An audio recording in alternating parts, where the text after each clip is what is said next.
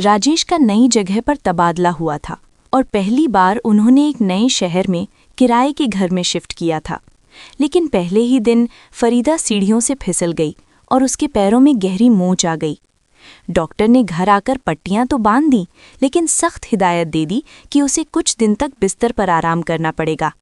राजेश और फरीदा को इस नए शहर में शिफ्ट हुए अभी कुछ ही दिन हुए थे और आसपास के लोगों से कोई जान पहचान भी नहीं हुई थी। सौभाग्य से फरीदा ने पिछले कुछ दिनों में रसोई और पूरे घर को व्यवस्थित कर लिया था, जिससे राजेश को थोड़ी राहत महसूस हुई। 4 साल पहले राजेश और फरीदा की अरेंज मैरिज हुई थी।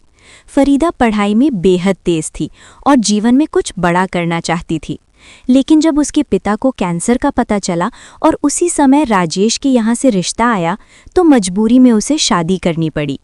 शादी के बाद फरीदा ने खुद को पूरी तरह से अपने ससुराल के लिए समर्पित कर दिया। वो आदर्श बहू बन गई और अपने ससुराल वालों की खुशी के लिए सब कुछ किया। उसके व्यवहार और कार्यकुशलता से सभी प्रभावित थे। उसने ससुराल के हर काम को नए तरीके से व्यवस्थित किया और घर में सब कुछ साफ सुथरा और सुसंगठित हो गया। उसकी पाक कला की भी सभी तारीफ करते थे, सिवाय उसके पति राजेश के। राजेश के खाने में जरा भी नमक या मसाले की कमी हो जाती तो वो बिना कुछ कहे खाना छोड़ देता था। एक बार खीर में थोड़ी चीनी कम हो गई थी तो राजेश ने उसे हाथ तक नहीं लगाया, भले ही फरीदा ने लाख मिन्नतें की। कुछ दिन पहले जब फरीदा ने राजेश का पसंदीदा मटर पनीर बनाया और मटर थोड़ी गल गई तो भी राजेश ने खाना नहीं खाया, जबकि घर के बाकी सभी लोग उसे खुशी से खा रहे थे।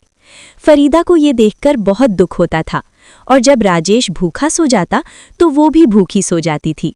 अब जब फरीदा बिस्तर पर थी, राजेश को खुद खाना बनाने का विचार आया। ये उसके जीवन में पहली बार था जब उसने रसोई में कदम रखा।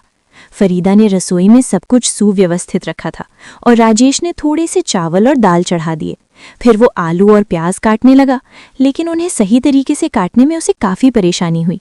2 घंटे की कड़ी मेहनत के बाद उसने किसी तरह खाना बना लिया। राजेश ने बड़े गर्व से फरीदा को अपने हाथों से खाना खिलाया। फरीदा ने खुशी खुशी भरपेट खाया और राजेश के खाने की तारीफ भी की।